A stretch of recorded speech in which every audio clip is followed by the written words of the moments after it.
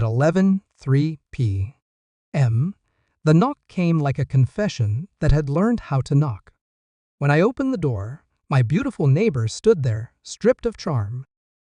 No cologne, no smile, just fear pretending to be concern.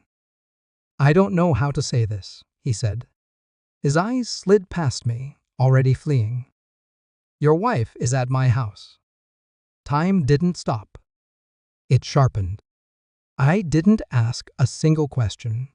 I grabbed my coat and ran, the streetlights slicing the night into pieces. My pulse stayed calm. That frightened me more than rage would have. His front door was unlocked. Inside, the truth had arranged itself neatly, my wife near the sofa, his wife in the hallway, frozen between disbelief and calculation. My wife saw me. She fainted. A clean collapse. Almost theatrical. Then he came running down the stairs, shirt half-buttoned, breath uneven, guilt leaking out of him like heat. His wife turned to me. Her voice was flat, almost bored. "If you want to join Thanksgiving," she said, "come wash the dishes." Something inside me clicked into place. Not anger.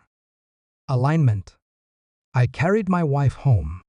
She felt lighter than she should have, like a person who had already begun leaving. When she woke, she cried quietly. Apologies floated toward me, soft and shapeless. She said words like lonely and mistake, and it didn't mean anything. None of them landed. Over the next few days, the betrayal revealed itself without drama. It didn't need to. The truth is patient. It waits for you to notice. Her phone faced down more often. Her laughter arrived seconds too late. She showered twice a day. I remembered every time she dismissed me as predictable. Stable. Safe. She thought those words were compliments. They were assumptions. Dangerous ones. The affair wasn't what cut deepest. It was the quiet certainty that she believed I would never see beyond the version of myself she needed me to be. At dinner, she reached for my hand. I let her. I studied the way deception had softened her face. I wondered when she stopped being afraid of losing me. That question became my anchor. I didn't confront. I cataloged. Phone records arrived through a third party. Numbers repeated. Times aligned. Patterns form the way they always do when someone thinks secrecy is effort instead of design. I watched calmly. Externally, I was unchanged. Inside, every detail found its place. I observed the neighbor's habits. The garage opening too late. The lights cutting off too quickly. The way my wife's perfume lingered on nights she claimed exhaustion. I ran background checks I didn't need but wanted.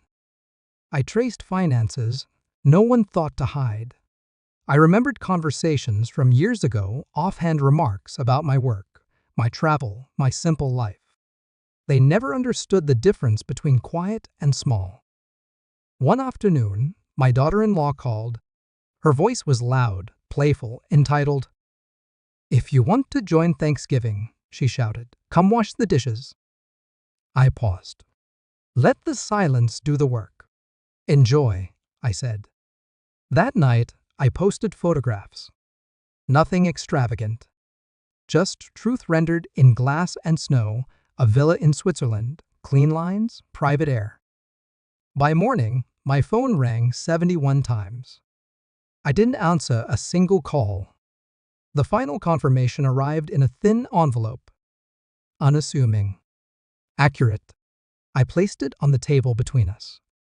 My wife stared at it like an object that had suddenly learned her name. "What is this?" she asked. "Read it?" Her hands trembled. Her breathing didn't. She already knew. When she reached the last page, her composure fractured. Tears. Confessions. A rapid disassembly of lies she no longer needed. I listened. Carefully. Completely. Then I asked one question. How long did you think I didn't know? Her face emptied. That was the moment the truth finished its work. I stood, straightened my cuffs, and walked away. No shouting. No accusations. Just gravity. I never went back to the neighbor's house. His wife came to mine.